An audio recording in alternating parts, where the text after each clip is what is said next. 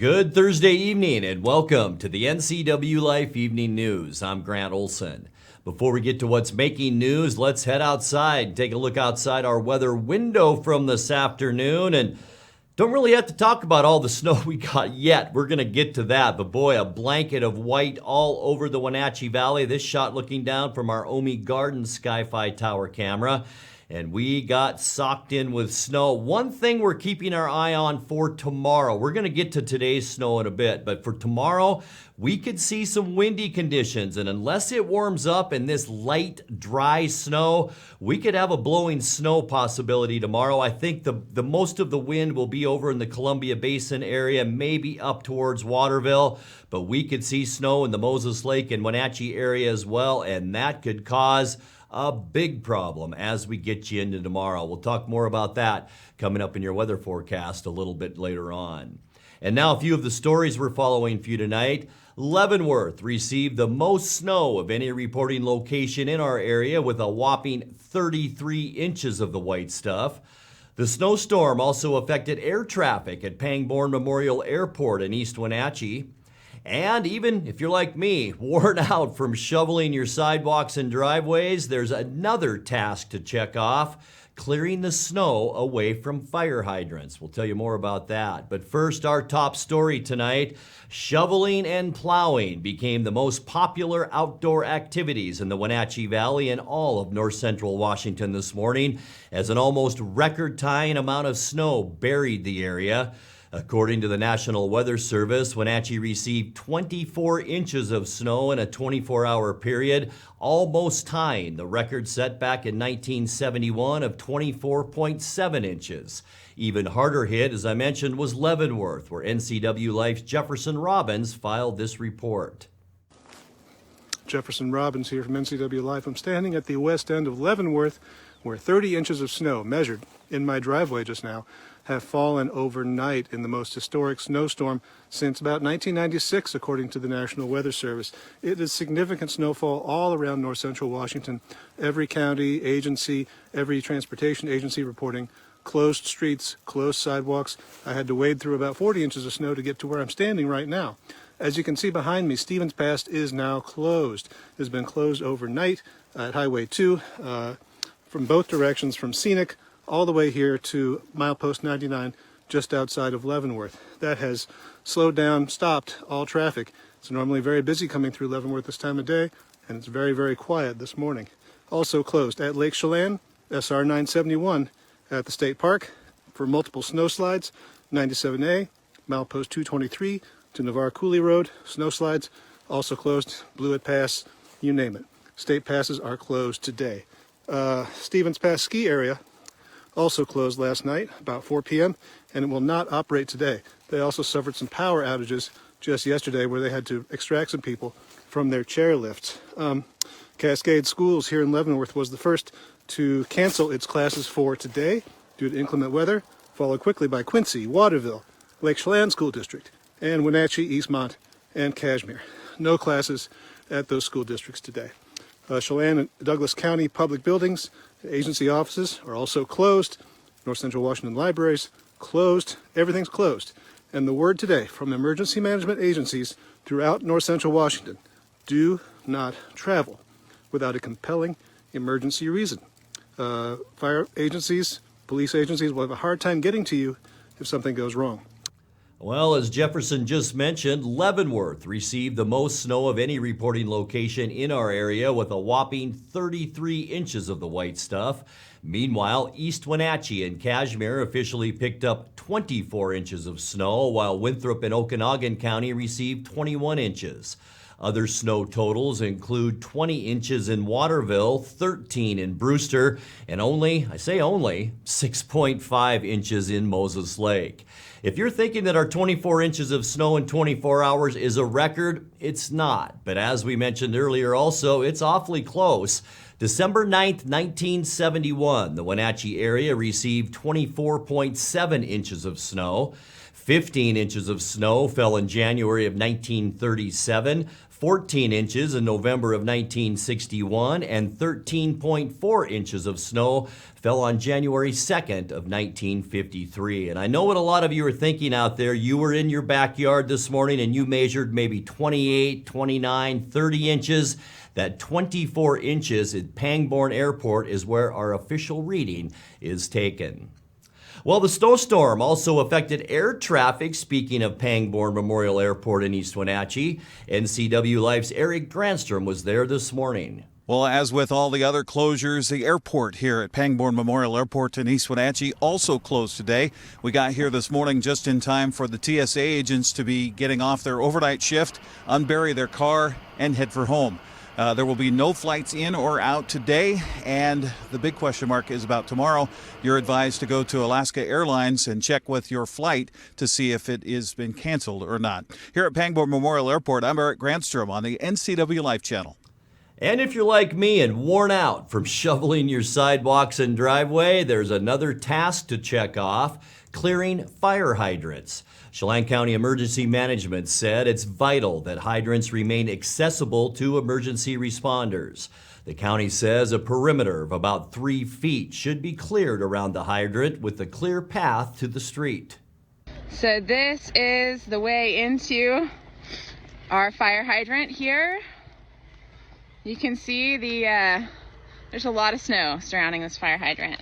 Not only can you get to this fire hydrant from the front, but you can actually get to it from behind. It's not necessarily real pretty, but there's access to all the hydrant ports, the top, and this is really what we need. So we know there's a lot of snow. This may be all that you see of your local hydrant right now, these tall poles, but we needed to take the time to go ahead and dig them out.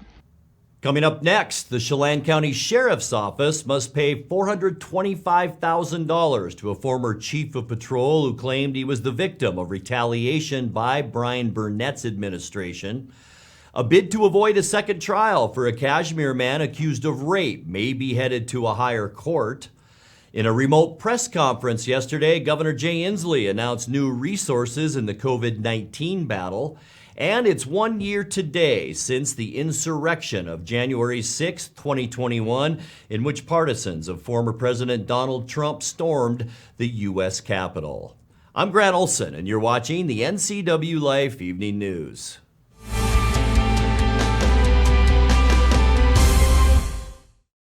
Are you a take charge kind of person? Consider a career as a health unit coordinator. You'll work to keep health facilities running efficiently by coordinating medical providers, patients, and departments. The Charter College Certificate in Health Unit Coordinator program can get you up to speed on basic patient care, health records management, health and safety procedures, and medical billing. And the 10-month online program includes a computer you keep. Get started at chartercollege.edu, where we work to get you to work.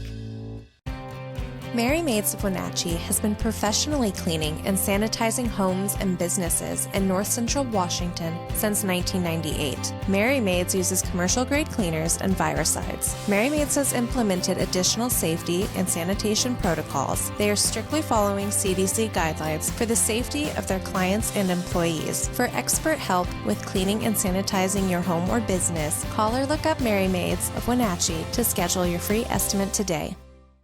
Bring the whole family up to Stormy Mountain Brewing and local public house in historic downtown Chelan. Applewood smoked brisket, street-style tacos, and our award-winning barbecue rubs and sauces. Our meals pair perfectly with our exciting lineup of craft ales, made right here in Chelan. We've got room for big groups, or give us a call for catering. So grab the kids and check out the fun at Stormy Mountain Brewing and local public house located in the heart of Chelan.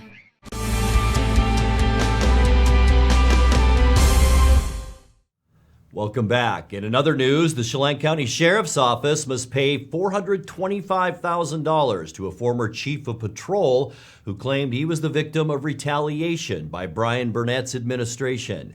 Sergeant Mike Harris agreed to the settlement from the Sheriff's Office and the county, which ends a lawsuit he filed in 2019. The settlement also restored Harris's rank of sergeant and allowed him to retire effective November 1st of last year. Sheriff Burnett fired Harris in 2015, charging him with lying in emailed requests for drug samples from the sheriff's evidence department and with alleged violations of overtime rules. An arbitrator ruled the department had no just cause for the firing and reinstated Harris a year later. But Harris said the sheriff's office targeted him as a troublemaker when he returned to work, and he sued on grounds of wrongful firing, retaliation, defamation, and other claims. His lawsuit was formally withdrawn on Monday. A bid to avoid a second trial for a Kashmir man accused of rape may be headed to a higher court. A Chelan County judge on Wednesday denied a motion by 23-year-old Blake Alexander Badgley to dismiss a charge of second-degree rape, which a jury failed to reach a verdict on during his September trial. Badgley was accused of having sex with a victim who was too intoxicated to consent. That jury did acquit him on a lesser charge of third-degree rape, and Badgley's attorney argued a second trial would amount to unconstitutional double jeopardy for his client. Judge Travis Brandt turned down that argument. Badgley's attorney, Brandon Riedel, indicated Wednesday that he would ask for a new ruling from the Washington Court of Appeals. Well, in a remote press conference on Wednesday, Governor Jay Inslee announced new resources in the COVID-19 battle, including expanded testing, increasing vaccination and availability, and free masks for more Washingtonians. The State Department of Health has orders out for 5.5 million at-home COVID tests and has already received 800,000 of them, with the rest coming in the next week or two for distribution through local health agencies. Inslee said although the Omicron variant is spreading faster than previous mutations of the virus, he doesn't foresee any immediate shutdowns for schools or businesses. It is our firm and stalwart expectation that we will keep our schools open. We believe we have the tools available to provide safety for our students, and we are committed to doing everything we can to use these tools so we can keep our schools open in the upcoming months. And we certainly want to minimize any disruption, and there may be some disruption in a classroom in the future, but we want to minimize those so that we can keep our schools open. The reason for this is obvious. In-school education is more effective, and we've had too much learning opportunity lost already. We don't want to continue learning loss that has had some inequity as well associated with it. So this is why we are focused so intensely on increasing supplies of masks and tests and the use of boosters to make those available to our staff and students. And I would like to reiterate our state's gratitude for how educators, the whole educational community, bus drivers, cooks, custodial, teachers, counselors, superintendents, principals, they've all been working really, really hard for our students. And we're going to stand by them to keep these schools open in a safe way. It's 1 year today since the insurrection of January 6, 2021, in which partisans of former President Donald Trump stormed the U.S. Capitol seeking to overturn the 2020 election. About 70 people have been criminally convicted for that incident. Rioters also breached the grounds of the Washington governor's mansion that day. Governor Jay Inslee ordered U.S. flags lowered at state facilities today in remembrance. In conversations with NCWLIFE's Jefferson Robbins over the last year, Central Washington Congress members recalled the siege of the U.S. Capitol. We were all on high alert. I mean, it was very obvious to us, and if it was obvious to us, it really should have been obvious to law enforcement that bad things were potentially going to happen that day. I specifically stayed in my office, COVID times and safety issues, and we kept getting alerts. A suspicious package was found. Evacuate this other building. Where should you go? If you're going to go anywhere, use the tunnels, stay inside, which is exactly where it would have been dangerous to be. And so, eventually the directive came to close all blinds, turn off the lights, stay silent. And there were a lot of hours of staying silent while we just all wondered, where's the National Guard? Where are the helicopters? how is it that people are breaking into the Capitol? And for my colleagues who were on the floor, I mean, they are still dealing with trauma. For the police officers, the Capitol Police, this is a really big deal that should not be swept under the rug and that we cannot allow to happen again. As the mob had broken through the doors and were pushing their way into the Senate chamber where they were meeting, discussing, debating the objection of the electoral votes for the state of Arizona, Vice President Pence, who was there as president of the Senate and fulfilling his official role, had to be, as well as the senators, whisked out to safety, and with his wife and daughter who were there at the same time too. That happened, I think, at 2:22 in the afternoon. 2 minutes later, the president tweets, and maybe you know this already, something like, "Pence is a coward," and almost immediately, the crowd starts. You're watching the NCW Life Evening News. Coming up next, tonight's features story and your complete local weather forecast. That and much more still to come on the NCW Life Evening News. Please stay with us.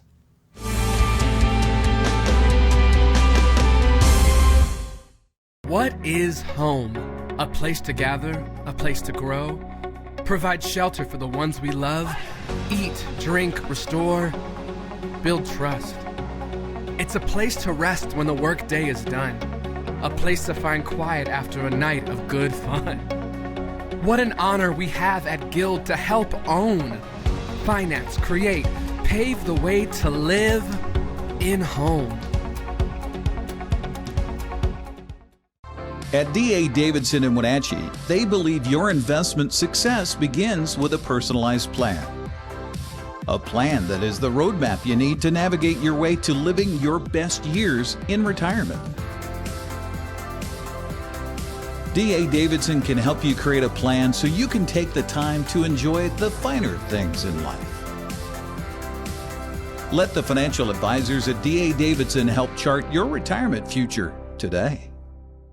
Since 1932, Camp Seneca, nestled on the beautiful shores of Lake Wenatchee, has provided children grades 1 through 12 with the ideal location for kids to learn new skills, have fun, and make friends while creating memories that will last a lifetime. Camp Seneca's rustic log cabins and their staff serve to provide each group a unique summer camp experience. Register for Camp Seneca today, www.campfirencw.org.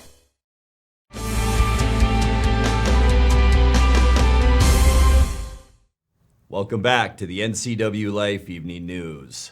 Last night's snow dump means we were all left digging out this morning. In tonight's features story, Eric Granstrom and his wife Marion went out to see how people were handling the storm. After spending an hour digging our 4x4 truck out of the snow this morning, Marion and I went around East Wenatchee surveying the storm and how folks were handling it. We came across a concerted effort in the driveway of Mike and Brenda Lindsay on 15th Street. And the only time we can remember snow like this, and I don't even remember the year, but mid-90s we had about 3 feet in the backyard, but it didn't come in one night. Right, right. It was, over days and days, and you could keep up with that. But and I'd have been out here late last night, but the forecast was for a foot. Well, this machine will handle a foot. Right. But it's not handling 2.5 feet. As we arrived, we noticed the Lindsays were getting some help from a neighbor who had quite a snow-throwing machine. And so he's a couple houses up on the other side, and he did the sidewalks all the way up and all the way down for about 4 or 5 different houses. Wow. And then came and helped us where the snow plows had dumped it in, and we couldn't even hardly shovel it. Yeah. And cleared that out. He's got a lot bigger machine than mine, and he rescued us. Makes me wish I had one of those. That good Samaritan is Chuck Taveldi. Chuck, what have you been up to this morning? Blowing snow since frickin' 6:45. Now, you were taking care of yourself, but you decided to help out your neighbors too? Yes, that's what neighbors do. Now, is this every snow that you do this, or is it No, usually they shovel their own. Yeah. This is a little thicker than usual. You either deal with it, or get your older brother to give you a tow. In East Wenatchee, I'm Eric Granstrom for the NCW Life Channel.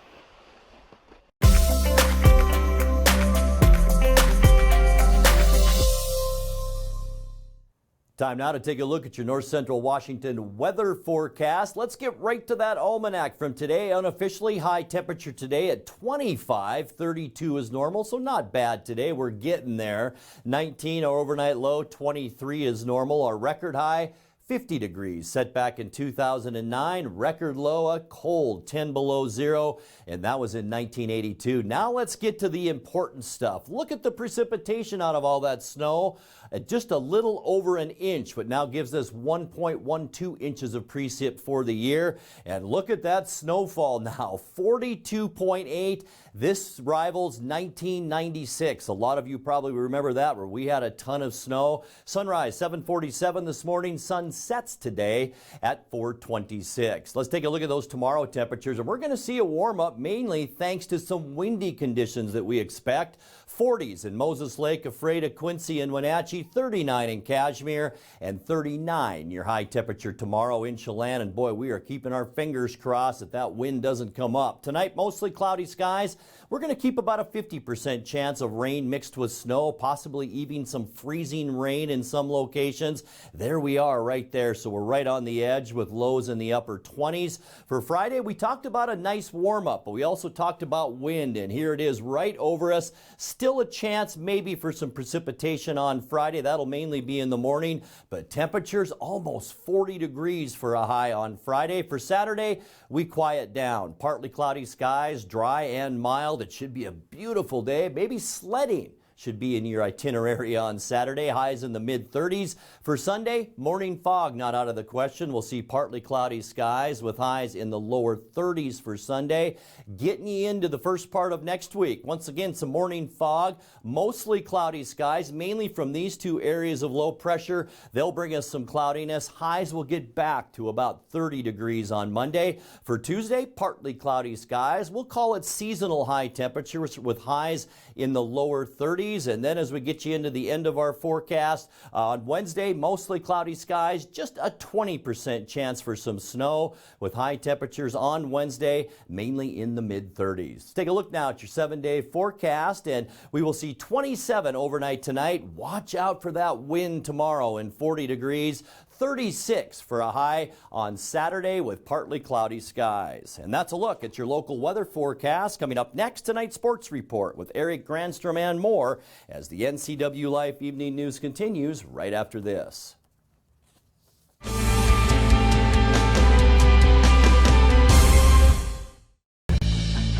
At Wenatchee Power Sports, we proudly offer the Polaris product line. Polaris builds the highest quality side-by-side in the industry, with off-road capability that's second to none. The Polaris pre-order program allows customers to purchase the vehicle they want without having to select from limited dealer inventory. The Wenatchee Valley has year-round access to some of the best ORV trails in the Northwest.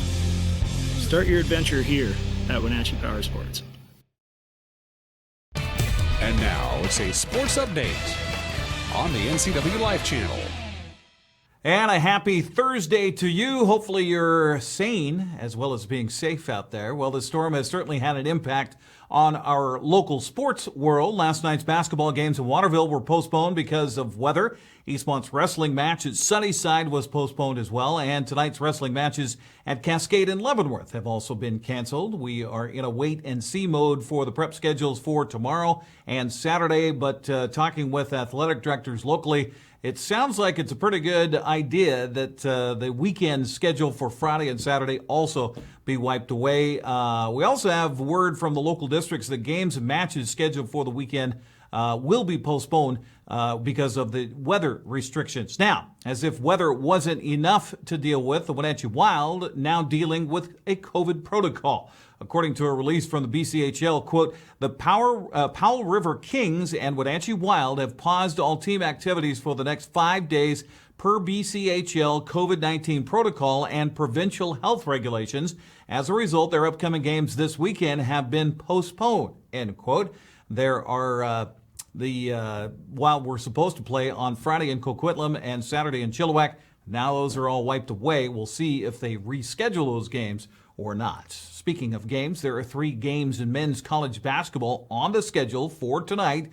Eastern Washington is set to host Montana at 6 o'clock on ESPN+. Washington State has a Pac-12 game at Colorado, also at 6 on ESPN2. Washington is at Utah for a 6:30 tip time with the game broadcast on the Pac-12 network. Well, Haley Van Lith and her third-ranked Louisville Cardinals had a home game today in ACC play against Pittsburgh. We'll get to the results on that one coming up tomorrow on Wake Up Wenatchee Valley. Eastern Washington's playing at Montana tonight at 6 on ESPN+. Gonzaga is set to be in Portland at 7 o'clock. Typically, an injured player in the NFL does not meet with the press. So it was surprising to see Seahawk linebacker Bobby Wagner present for his weekly press conference Wednesday in Renton at the team's facility. Wagner suffered a sprained knee in Sunday's win over Detroit and says he's doing pretty good. I'm going to just start off by saying, just expressing my gratitude and being thankful for the position I'm in. I just want to thank everybody that reached out. I'm good. Ain't got to worry about nothing. It's not serious. I'm grateful that I do yoga. I just learned that I can do the splits if I want to. I'm just going to do what I do. I'm going to get as much treatment as I possibly can. I'm going to take it one day at a time. I have a lot of days before Sunday, and we're going to see what happens. Wagner has 1 year remaining on his current contract with the Seahawks, but there's been some speculation that he may retire. He says he's confident he'll be back next season. Because, I mean, in my mind, I don't feel like this is my last time. I don't feel like this is my last time putting on a Seahawks uniform. I don't feel like this is my last time doing that. I understand there's a business side to this, but there's a lot of optimism on my end that I'll be back. And so I'm not worried about it. Obviously, I can't control everything. I can only control my part. And my part on this is I feel like I love this city. I love this team. I love the Seahawks. And so I always wanted to be a part of a franchise's good times and bad times and every time. And so this is a team that I would love to be able to be a part of for a very, very long time. And so on my end, that's where I'm at, that I'm a Seahawk until they tell me I'm not. And so that's my mindset. So to me, I don't see it as that was my last game or this next game could be my last game. That's good to hear if you're a Seahawks fan. Seattle's preparing to face Arizona in the final game of the season on Sunday. They'll see Cardinal quarterback Kyler Murray for the first time this season. He missed the first game because he was sidelined with an injury that game in Seattle. Coach Pete Carroll says it's very difficult to game plan for a player of his caliber. There's nobody like Kyler Murray in terms of the style of play. He's got his own uniqueness that jumps out at you. You can't deny it. And their offense is similar. They run similar plays and stuff like that. But the dynamic element that he brings to the game is really just very unique. And so it's his ability to take off and run on design runs, one, but really on the scrambles that makes it such a challenge. And so he's a fantastic football player, and I'm sure they're happy to have him back. Seattle and Arizona kick off at 1:25 Sunday on Fox. That's a look at sports news. Grant, back to you. Thank you very much, Eric. And now let's check in with Dan Kuntz for a look at what's coming up tomorrow morning on Wake Up Wenatchee Valley. Dan? Thank you very much, Grant. On Friday's Wake Up Wenatchee Valley, I don't know. We have lots of plans, lots of things we were going to do, information and entertainment we were going to pass along to you. We're going to play it by ear because of what you see behind me here in downtown Wenatchee. Obviously, this significant snow event is playing havoc with almost everything that we do on a daily basis. Tomorrow's Wake Up Wenatchee Valley, we'll find out together at 7 a.m. Grant, back to you. Thank you very much, Dan. And that's going to do it for our newscast tonight. For more on these stories and other news from around North Central Washington, you can find us on Facebook or our website at ncwlife.com. And remember, if you see news happening, we'd like to hear from you. You can send us an email at news@ncwlife.com or give us a call at 888-6295. I'm Grant Olson. Thanks for joining us. Stay safe out there and have a great night.